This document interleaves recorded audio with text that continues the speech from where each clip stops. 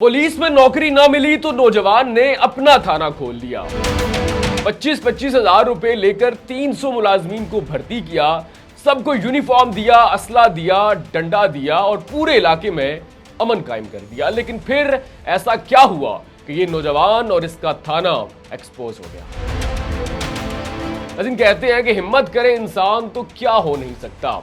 ये इंसान अपनी अकल का दुरुस्त इस्तेमाल करे तो चांद तक पहुंच सकता है, लेकिन अगर इसी अकल का इस्तेमाल कुछ ऐसी नेगेटिव सरगर्मियों के लिए करे तो इस इंसान को शैतान बनने में देर नहीं लगती। और बिल्कुल ऐसा ही किया इंडिया के एक नौजवान राहुल ने, जिसे पुलिस में भर्ती होने का बहुत शौक था।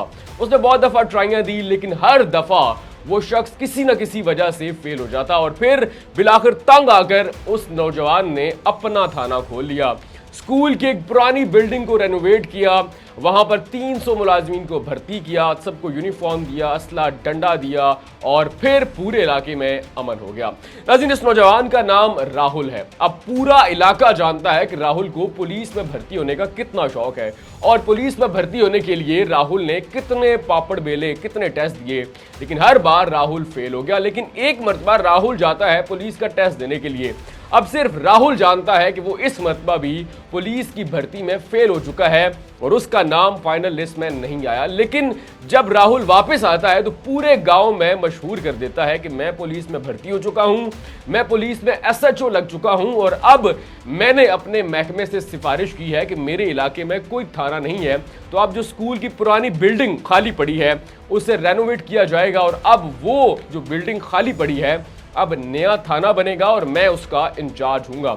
और साथ ही मैंने अपने महकमे से यह सिफारिश की है कि मेरे गांव में बहुत सारे नौजवान बेरोजगार हैं, अच्छी सेहत है, सब पढ़े लिखे हैं, मैं उन्हें भर्ती करना चाहता हूं। वो तमाम लोग मेरी टीम का हिस्सा बनके इलाके में अमन कायम करेंगे। और उसके बाद सरपंच साहब को बुलाया जाता है, उस स्कूल की पुरानी बिल्डिंग की चाबी हासिल करके उसे रेनोवेट किया जाता है। रेनोवेशन के बाद सरपंच से ही राहुल, जो कि उस वक्त उस इलाके में एसएचओ बनकर मशहूर हो चुका होता है, 300 मुलाजमीन को भर्ती करता है, सरपंच से उस बिल्डिंग यानी कि उस थाने का इफ्तिताह करवाता है।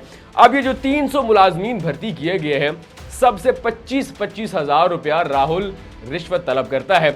अब जब इनको मल्टीप्लाई किया जाता है तो 75 लाख रुपए राहुल बटोर लेता है। 300 मुलाजमीन को भर्ती करने के बाद पूरे गांव और उसके अतराफ में चौकियां कायम की जाती हैं, पूरे इलाके में अमन हो जाता है। न डकैती, न राजनी, न कोई कत्ल की वारदात होती है। हर जगह पुलिस के मुलाजमीन जो कि राहुल एसएचओ ने भर्ती कर रखे हैं, उन्होंने अपनी चौकियां कायम की होती हैं। लोग जो हैं वो इस वजह से भी कानून का एहतराम करने लगते हैं, कानून की पासदारी करने लगते हैं कि हर जगह पुलिस के मुलाजमीन तैनात हैं। कोई भी शख्स बगैर हेलमेट के बाहर नहीं निकलता और अगर कोई शख्स बगैर हेलमेट के या फिर वो कानून तोड़ता है तो फौरी तौर पर पुलिस वाले उसे पकड़कर राहुल के सामने ले जाते हैं। राहुल एसएचओ साहब उसे मारते पीटते हैं और आखिर छोड़ने के लिए रिश्वत तलब करते हैं।